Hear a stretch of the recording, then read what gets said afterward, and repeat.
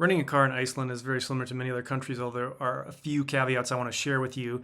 Most likely, if you're coming from the US, you flew into Keflavik Airport, and there are a couple of car rental places right there, but the majority of them is just a short bus ride to the rental facility.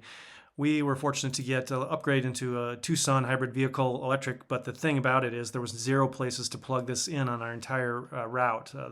When I returned it, the gal at the counter actually laughed and said the only place to plug it in is at your house.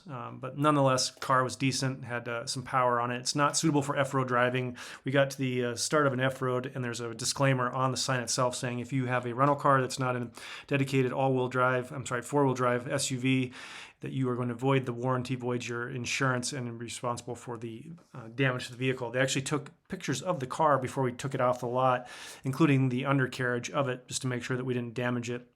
The salesman was high pressure, trying to sell all these types of insurances and threatening that if there's even a scratch bigger than his fingernail, it was going to be $7,000 at a minimum.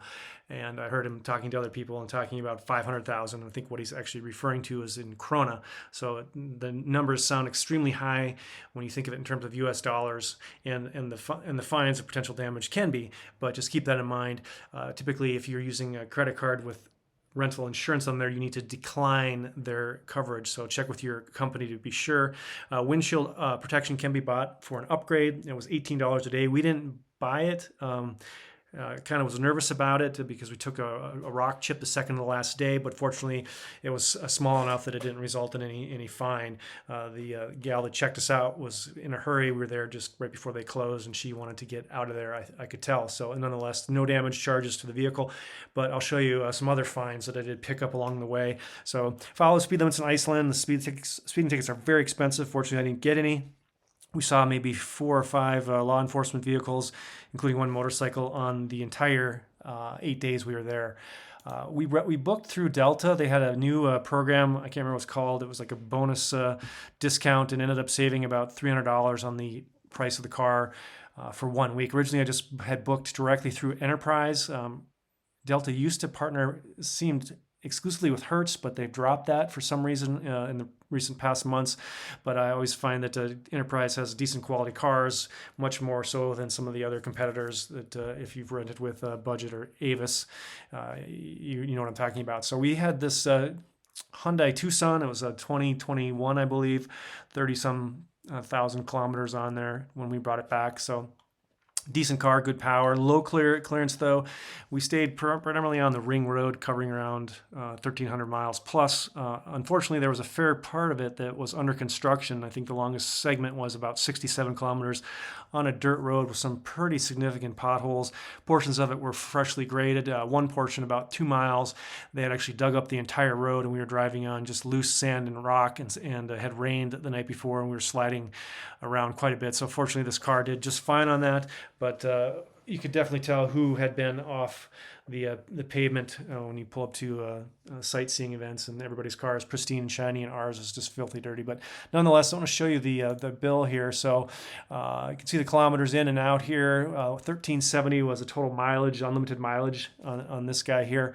The total charge for the entire trip was 953 US, which equates to a big number in krona, 135,000 plus here.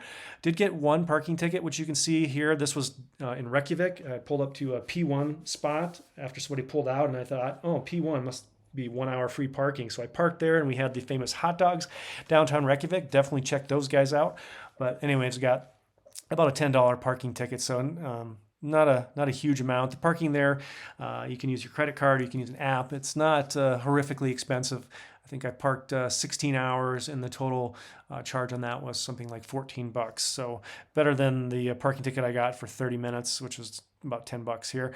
I did get a significant upcharge, which is on the backside of this receipt. There's a tunnel in northern Iceland. It's not a huge tunnel, maybe 10 kilometers, something like that, but you can pay ahead of time or pay within 3 hours of exiting the tunnel. There are cameras in the tunnel, and there are also cameras at many of the sites that you might want to check out. So if it says pay, definitely pay. Otherwise, you're going to get a fine. I did get a 30-some thousand krona fine for not paying the tunnel fee. I saw it a couple days after we had actually exited the tunnel. We're in such a hurry to get out of the car rental place. There were signs all over on the counter that I saw in retrospect when we checked the car back in saying pay for the tunnel ahead of time and save yourself the headache. They did promise that if there are any tolls that we encountered along the way, or charges, that they would add a significant hefty enterprise service fee on top of that, which they did. So it wasn't horrific, but if you're budget conscious, just keep that in mind when renting a car. The final point is that the roundabouts are a little bit different. The inside car has the right of way. So if someone cuts in front of you to exit the roundabout, don't freak out. It's just different than the US. That's the way that their etiquette works. And then when you fill gas, green is good for your gas cars. Unfortunately, the diesel nozzles will fit into the gas car, so certainly potential to ruin your rental car. So just pay attention. Green is good, petro for gas, and you should be just fine. So hope you found that helpful. Take care. Be well.